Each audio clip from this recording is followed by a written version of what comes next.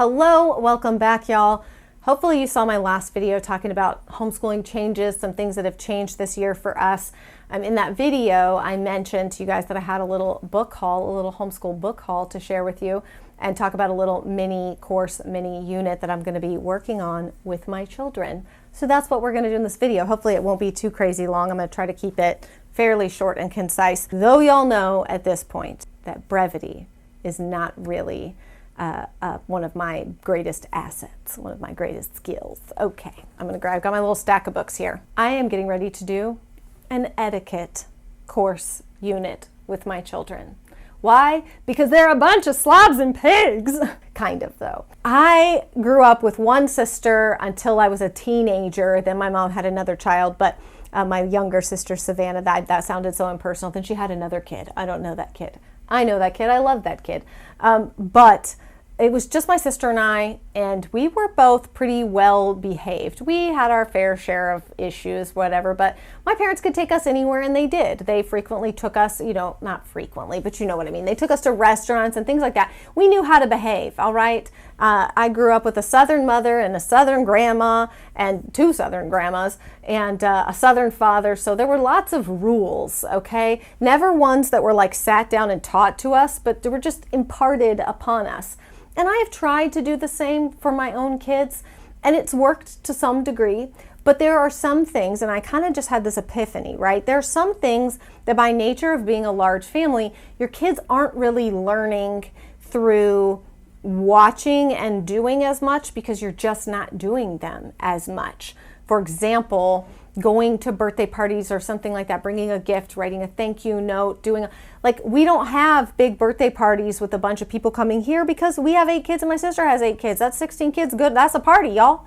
So there's lots of little things. We don't go and sit down inside restaurants very often because that doesn't sound like much fun to me, number one. But also number two, it's just insanely expensive. It's just not something that we do. So there's lots of little things here and there that I've just noticed amongst my kids that I've thought, instead of me trying to harp on those little things and sit down and watch for them and correct them in that scenario, which I will still do, obviously, but I want some actual framework.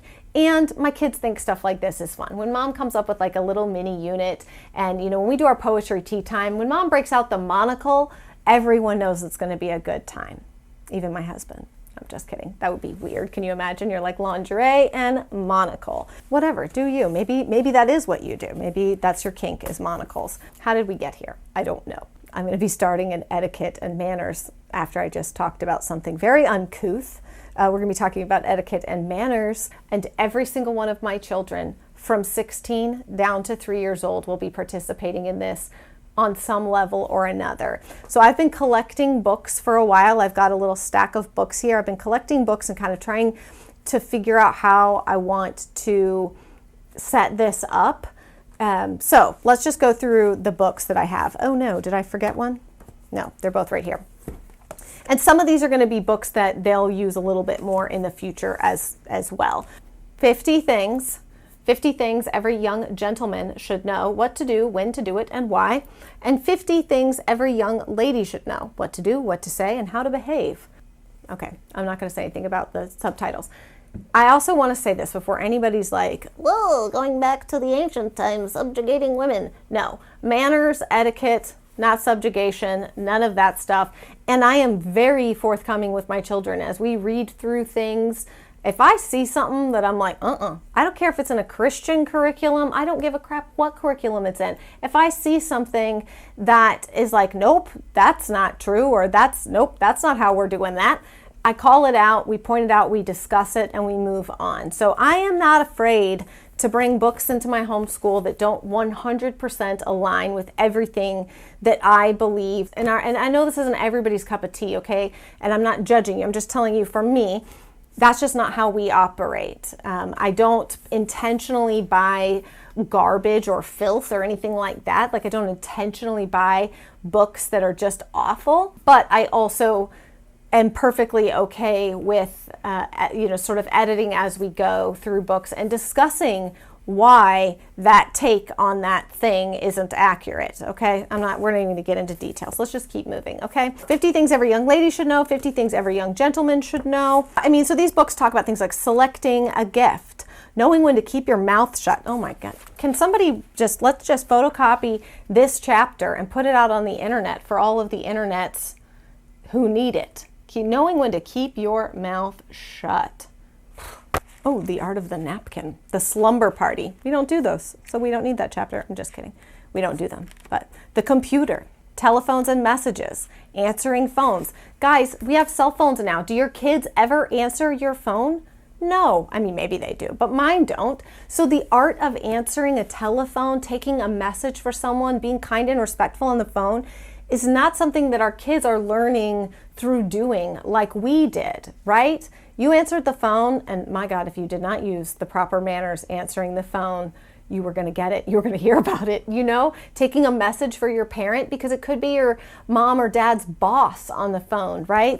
All these skills that our kids are not learning in the same ways that we did. So yeah, sometimes we have to actually intentionally go out and teach them. The next book, A Kid's Guide to Manners, 50 Fun Etiquette Lessons for Kids and Their Families by Catherine Flannery. I will link all these down below and they'll be in my Amazon shop. I don't know how much we've talked about this, but I have an Amazon storefront. It's not my products, but it's my curated lists. I update it multiple times a week. So there are sections for homeschool supplies, tools, books.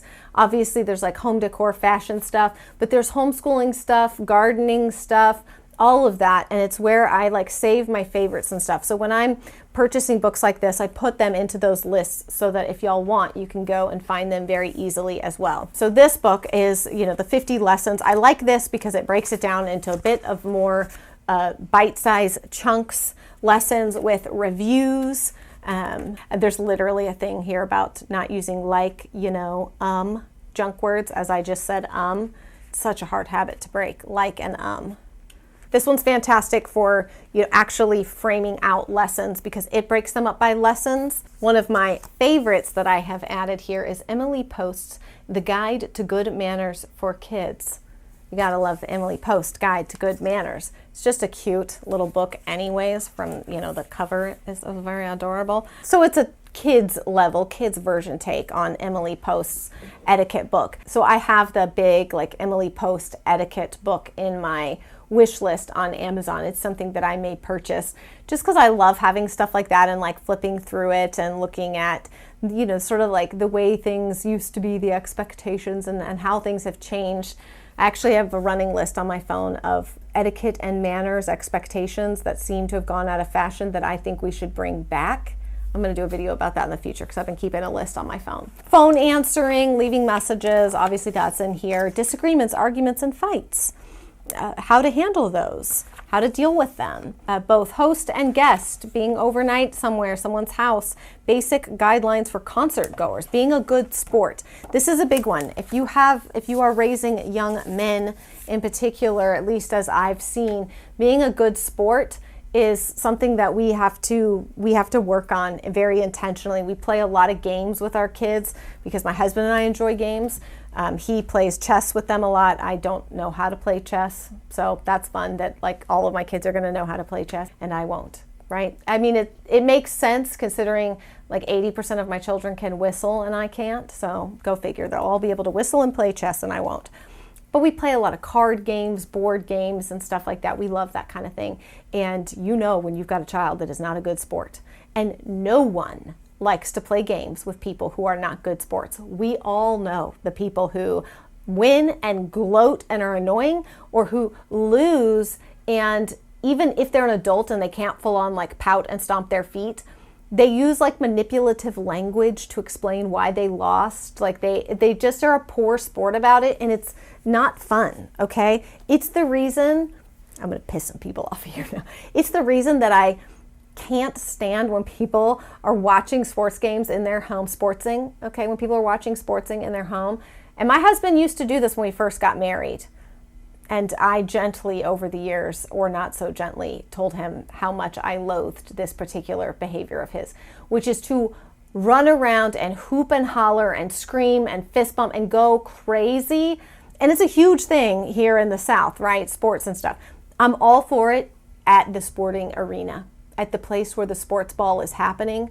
Sports ball and cheer about the sports ball. Yes, yes, yes. Within a home where everyone else is like doing other things and you are running around like a maniac. And then when your sporting team loses, you let it ruin the entire rest of your day and weekend. You're a grump, you're a grouch. That will set me out. I mean, I will lose it. Okay, I will lose it. That is something that my husband and I worked through in the early years of our marriage, because I was like, Mama ain't doing this. Me and the kids are not paying the price for your sports ball team not sportsing the ball good enough. That's not our fault. Anyways, and now as he has matured and grown, he will look back and laugh at that, and he loves sports and watches them, but he doesn't turn into an absolute chicken with his head cut off maniac when his sportsing team doesn't sports as well as they should have, or he hoped that they would have. Next book, Tiffany's Table Manners. So I really thought this was just sweet. This is Tiffany's Table Manners for teenagers, and I just love that it's the Tiffany blue, and it's, a book on table manners from Tiffany's, okay? Asparagus is eaten with the fingers unless stalks are too long. Did y'all know that? If the asparagus is long and thin, cut off the ends with your fork held in your right hand and eat with your fork. You will then avoid imitating a trained seal. Then pick the shortened stalks up with your fingers. So it's got a little picture here of the girl like, ah! You don't want to look like you are at SeaWorld or something, like you're a sea lion at SeaWorld, right? You want to look like you have manners. Manners and etiquette for eating different parts of the course of your meal. How to hold the fork, fish, things like that, right? And we don't all like live and abide by these things every single day, but it's nice to know them. And it's nice to know that if you ever do end up eating somewhere fancier or going out to eat, with a group of colleagues or potential future bosses or something like that, you want to bring your best self to that. And I've always said that, like, good manners, being on time, etiquette, it's not about you, it's about the respect that it shows to other people. And I think we could all use a lot more of that. Anyways, this book is called How Rude, The Teen Guide to Good Manners, Proper Behavior, and Not Grossing People Out. Now, we're not going to be reading every single book cover to cover or anything like that, but lots of good little lessons and stuff to take out of here and break up our etiquette course kind of, the overall unit into like mini units, manners in terms of like greetings and phone and letter writing, and then moving into manners like table settings and table etiquette and out to dinner etiquette. Okay, let's just, 1 second. This is fun. Let's see what this is. This said relationship etiquette. Breaking up. Oh boy. I'd love to know the etiquette of that. Making out in public, being discreet. That's so funny. Okay, listen, there are some people who need that lesson. Being asked out, how to kindly, the etiquette of romance, to respond when someone asks you out and you're not interested in them. So yeah, obviously I'm not going to be doing lessons on making out in public with my young children, but there's a lot more within this book, so depending on the age of your kids. And this book I got for my younger kids, and I've been reading to them, and they just really like it. It's really cute. It's called Do Unto Otters, and it's a whole book about manners and doing unto otters as you would have otters do unto you. And there's a rabbit in it. At the end, it kind of wraps up with this cute little, I'll read you this last page, because it's so cute. So that's how I'd like otters to treat me. You see, Mr. Rabbit, I told you it was simple. Just do-de-do unto otters as you would have otters do-de-do unto you. It's a very cute little book, and the otters and the rabbits and stuff are adorable. So, cute little kids book. Now, I'm still printing them out and setting it up, but I did find a couple of good like printables and worksheets and stuff on Etsy. So I will link those. In fact, as I'm saying this, I realized I haven't even looked at Teachers Pay Teachers, which is usually like my go-to. So I'll check there too.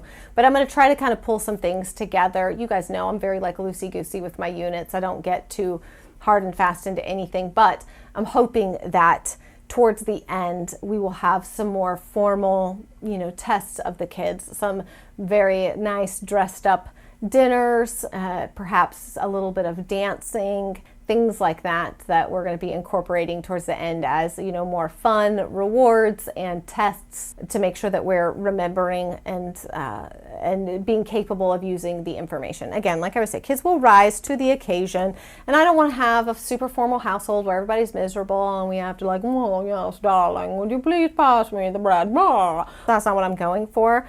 I'm just going for the etiquette and manners and kindness and the way that we're treating other people, and the ability to recognize some of the really wonderful benefits of a little bit more of the formality and the way that we are interacting with people, both within our family and outside of our family. I think it matters, okay? I think it matters. That's my little, or not so little, book haul for etiquette. I'd love to know if y'all have ever done an etiquette class or course somewhere.